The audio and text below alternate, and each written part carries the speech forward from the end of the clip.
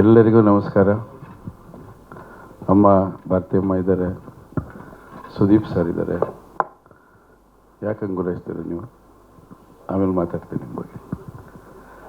ಮಾಧ್ಯಮ ಗೆಳೆಯರೇ, ಹಲವಾರು ನಿರ್ದೇಶಕರೇ, ಯುವ ನಿರ್ದೇಶಕರೇ, ಸುದೀಪ್ ಸರ್ಗೆ ನಾನು ನೋಡಿದ್ರೆ ಅವ್ರು ಹಳೆ ಲವರ್ ನೆನಪಾಗ್ತಾರೆ ಏನೋ ಗೊತ್ತಿಲ್ಲ. ನಾನು ನೋಡಿದ್ರೆ ಭಾಳ ಕ್ವಾಟ್ಲೆ ಅವ್ರಿಗೆ.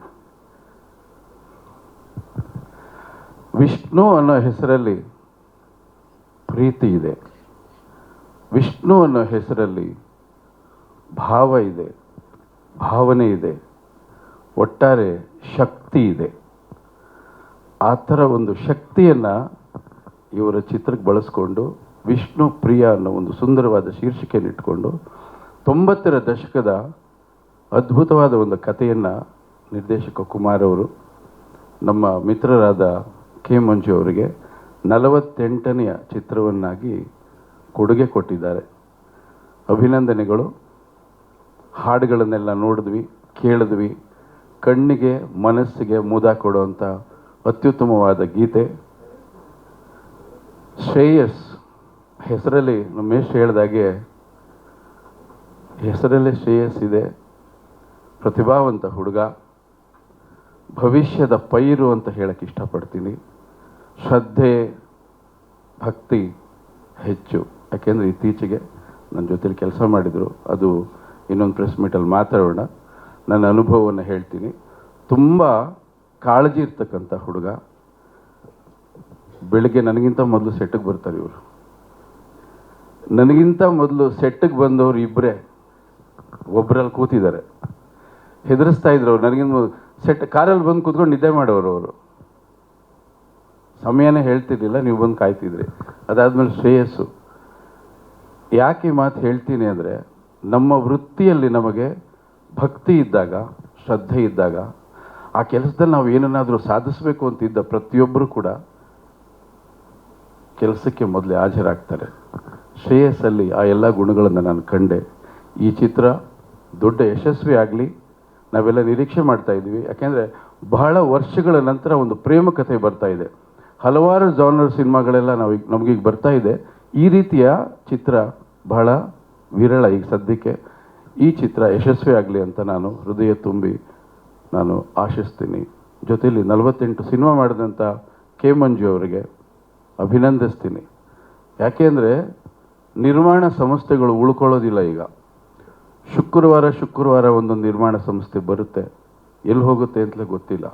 ಒಂದು ಸಂಸ್ಥೆ ಸ್ಥಿರವಾಗಿ 48 ಚಿತ್ರಗಳನ್ನು ಮಾಡಿಕೊಂಡು ಸೋಲು ಗೆಲುವು ಎಲ್ಲವನ್ನು ಸಮನಾಗಿ ಸ್ವೀಕರಿಸಿ ಇವತ್ತಿಗೂ ಕೂಡ ಚಿತ್ರಗಳನ್ನು ಮಾಡ್ತಕ್ಕಂಥ ಒಂದು ಎದೆಗಾರಿಕೆ ಇರ್ತಕ್ಕಂಥ ಈ ಗಂಡುಗಲಿಗೆ ನಾನು ನಿಜವಾಗ್ಲೂ ಅಭಿನಂದಿಸಲೇಬೇಕು. ಒಂದು ಸಿನಿಮಾ ಸೋಲ್ತಿದ್ದಾಗೇ ವೆಕ್ಸ್ ಆಗಿಬಿಡುತ್ತೆ, ಯಾಕಪ್ಪ ಇನ್ನೊಂದು ಸಿನಿಮಾ ಮಾಡಬೇಕು ಅಂತ. ಮರಳಿ ಯತ್ನವ ಮಾಡು. ಎಲ್ಲಿ ಸೋಲಿದೆಯೋ ಅಲ್ಲೇ ಗೆಲುವನ್ನು ಕಾಣಬೇಕು ಅನ್ನೋ ಅವರ ಛಲ ಇದೆಯಲ್ಲ, ಅದನ್ನು ನಾವು ಮೆಚ್ಕೊಳ್ಳೇಬೇಕು. ಆದಷ್ಟು ಬೇಗ ಅರ್ಧ ಸೆಂಚುರಿ ಮಾಡಿ ಸೆಂಚುರಿ ಹತ್ರ ಹೋಗಿ ಉತ್ತಮ ಸದಭಿರುಚಿ ಚಿತ್ರಗಳನ್ನು ಮಾಡಿ ಕನ್ನಡ ಚಿತ್ರರಂಗ ಇವತ್ತು ಹೇಗಿದೆ ಅಂತ ನಾನು ಹೇಳಬೇಕಾಗಿಲ್ಲ, ನಿಮಗೆಲ್ಲ ಗೊತ್ತಿದೆ. ತುಂಬ ಸಮಸ್ಯೆಯಲ್ಲಿದೆ. ಯಾಕಿದೆ ಅಂದರೆ ಚಿತ್ರಗಳು ಯಾವುದೂ ಕೂಡ ಸ್ಥಿರವಾಗಿ ನಿಲ್ತಾ ಇಲ್ಲ.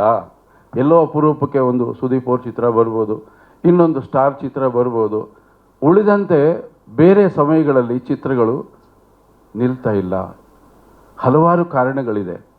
ಈ ನಿಲ್ತಾ ಇಲ್ಲ ಅಂತ ಯಾವ ಪದ ನಾನು ಬಳಸ್ತಾ ಇದ್ದೀನಿ, ಅದ್ರ ಮಧ್ಯೆ ಒಳ್ಳೊಳ್ಳೆ ಚಿತ್ರಗಳು ಕೂಡ ಕೊಚ್ಕೊಂಡು ಹೋಗ್ತಾ ಇದೆ. ಈ ಮಹೇಶ್ ಸಿನಿಮಾ ಮಾಡ್ತಾರೆ, ನಮ್ಮ ಗುರುದೇಶ್ ಪಾಂಡೆ ಅವ್ರು ಸಿನಿಮಾ ಮಾಡ್ತಿರ್ತಾರೆ. ಎಲ್ಲರೂ ಕೂಡ ಸಿನಿಮಾ ಸಕ್ಸಸ್ ಆಗಬೇಕು ಅಂತ ಶ್ರಮ ಪಡ್ತಿರ್ತಾರೆ. ಅವರ ಶ್ರಮ ಕೊಚ್ಚಿ ಹೋಗಬಾರ್ದು, ಸ್ಥಿರವಾಗಿ ನಿಲ್ಲಬೇಕು. ಹಾಗಾದಾಗ ಮಾತ್ರ ಚಿತ್ರರಂಗ ಗಟ್ಟಿಯಾಗಿ ನಿಲ್ಲುತ್ತೆ. ಈ ಚಿತ್ರ ದೊಡ್ಡ ಯಶಸ್ವಿ ಆಗುವಂಥ ಎಲ್ಲ ಸೂಚನೆಗಳನ್ನು ಕೂಡ ಕೊಟ್ಟಿದೆ. ಶ್ರೇಯಸ್ಸು ಉತ್ತಮ ನಾಯಕ ನಟರಾಗಿ ಚಿತ್ರರಂಗದಲ್ಲಿ ನಿಲ್ಲಲಿ ಅಂತ ನಾನು ಹಾರೈಸ್ತಾ ನನ್ನ ಮಾತನ್ನು ಮುಗಿಸ್ತಾ ಇದ್ದೀನಿ. ಶುಭವಾಗಲಿ ನಿಮಗೆ. ಆಮೇಲೆ ಬರ್ತ್ಡೇ 25 ಹೇಗಮ್ಮ ಸಂಖ್ಯೆ? ಅದು 25 ಪ್ಲಸ್ ಕೌಂಟ್ ಇಲ್ಲ ಏನದು 20? ಅವರು ಒರಿಜಿನಲ್ ವಯಸ್ಸು ಹೇಳಬಾರ್ದು ಅಂತನಾ ಹೇಗೆ ಅದು? ಹಾಂ ಸರ್, 25 ಸರ್ ನಿಮಗೆ? ಅಲ್ಲಲ್ಲ, ನಾನು ಬೇರೆ ಪ್ರಶ್ನೆ ಕೇಳಬೇಕು. ನೀವು ಮೇಡಮ್ ಅವ್ರು ಇಲ್ಲೇ ಕೂರಿಸ್ಕೊಂಡಿದ್ದೀರಾ ನೀವು? ಬಿಡಿ, ಆಯಿತು. ಎನಿವೇ ನಿಮ್ಮ ಜನ್ಮದಿನದ ಹಾರ್ದಿಕ ಶುಭಾಶಯಗಳು ನಿಮಗೆ. ಭಗವಂತ ನಿಮಗೆ ಆಯಸ್ಸು, ಆರೋಗ್ಯ, ಕೀರ್ತಿ, ಯಶಸ್ಸು ಎಲ್ಲವನ್ನು ಕೊಟ್ಟು ನೂರಾರು ಕಾಲ ನಿಮ್ಮನ್ನು ಚೆನ್ನಾಗಿಟ್ಟಿರಲಿ ಅಂತ ಈ ವೇದಿಕೆ ಮುಖಾಂತರ ಹಾರೈಸ್ತಾ, ಒಳ್ಳೆಯ ಕಾರ್ಯಕ್ರಮ ಇದು. ನೋಡಿ ಎಷ್ಟು ಜನ ಕಾಯ್ತಾ ಕೂತಿದ್ದಾರೆ, ಎಷ್ಟು ಜನ ಬಂದಿದ್ದಾರೆ, ಎಷ್ಟು ಜನ ನಿಮ್ಮ ಅಭಿಮಾನಿಗಳಿದ್ದಾರೆ. ಸುದೀಪ್ ಸರ್ ಅಷ್ಟೇ ಅಭಿಮಾನಿಗಳು ನಿಮಗೂ ಇದ್ದಾರಲ್ಲ ಸರ್.